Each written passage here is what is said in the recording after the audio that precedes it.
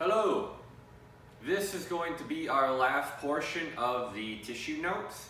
Today we are going to cover two tissue types. We are going to be covering muscle tissue and we're going to be covering nervous tissue. We're going to be covering both of these rather briefly, not because there isn't information about them, but because there are going to be whole chapters on the muscular system where we will dive much deeper into that tissue. And there are 3 chapters on the nervous system, so we are going to get much deeper into that tissue at that time. But today we are going to do a brief overview of 4 tissue types so that you have a general understanding of the tissues of the human body. So, we are starting off today with muscle tissue. So, muscle cells are called muscle fibers. They are a little bit different from your standard cell model. These muscle fibers will have multiple nuclei. They started as single cells, they then fuse, so they have multiple nuclei. They are very long. They will span the length of a skeletal muscle. They have this contractile function, which means they contract and can relax. That's all muscle fiber really does. It contracts and relaxes. Muscle tissue has many mitochondria. This should make sense because mitochondria are the powerhouse of the cell. So we are going to find many mitochondria within muscle tissue. There are 3 types of muscle tissue. We have smooth muscle, cardiac muscle, and skeletal muscle. So we are going to start with skeletal muscle.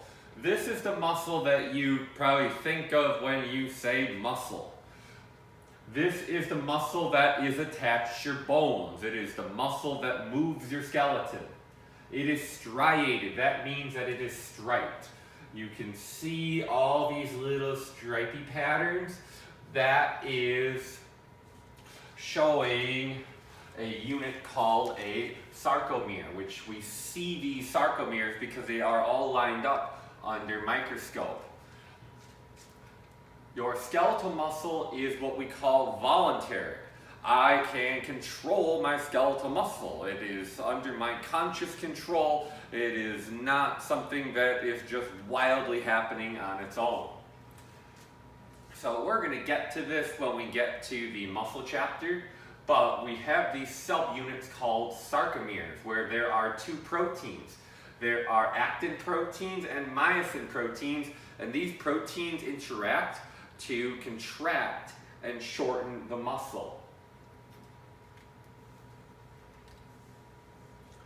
So the next type of muscle tissue that we have is smooth muscle. So smooth muscle we find in the walls of organs, we find it in your skin. Smooth muscle is the muscle that pulls your hairs and makes them stand up on end when you have goosebumps. We have this in the wall of your blood vessels as well. This muscle is involuntary. I cannot command my arm hair to stand up with goosebumps. I cannot command my stomach to gurgle. So this smooth muscle is all involuntary. It also, if we look at it under microscope, it is not striated. So we have this non-striated tissue. You can see the nuclei.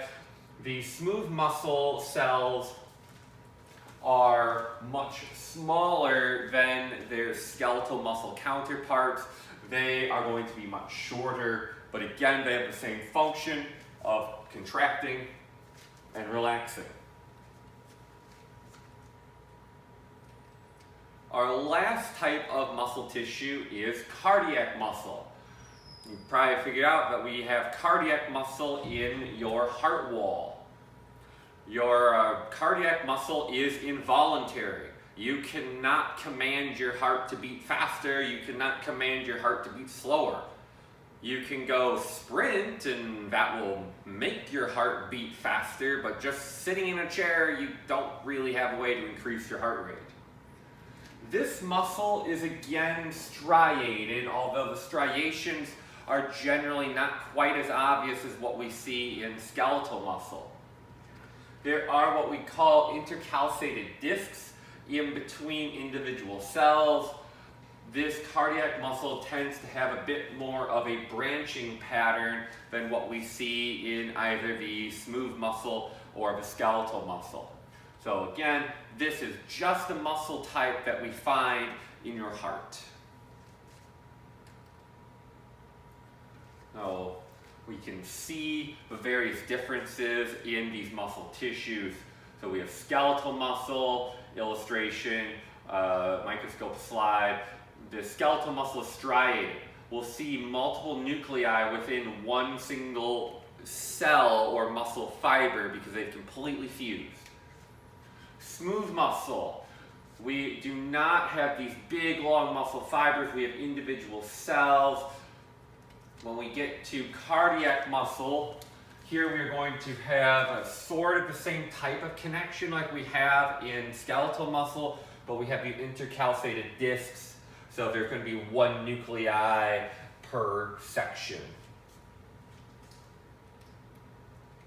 Our last type of tissue is nervous tissue.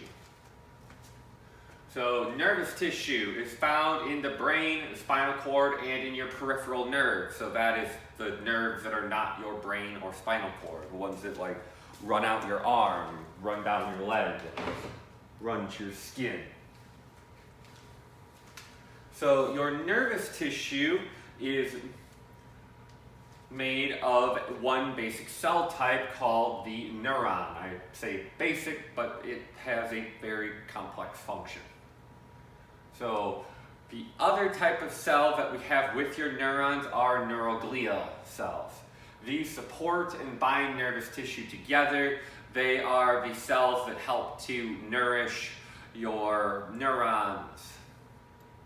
Your nervous tissue is, of course, involved in sensory reception. They conduct nerve impulses.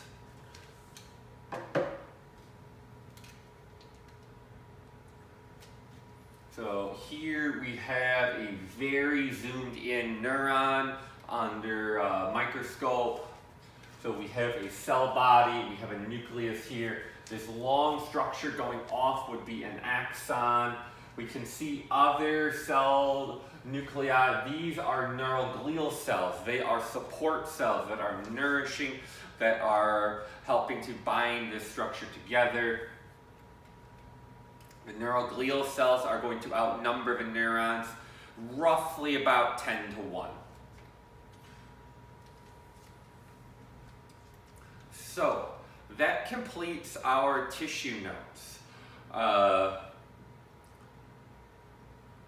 Have a good day.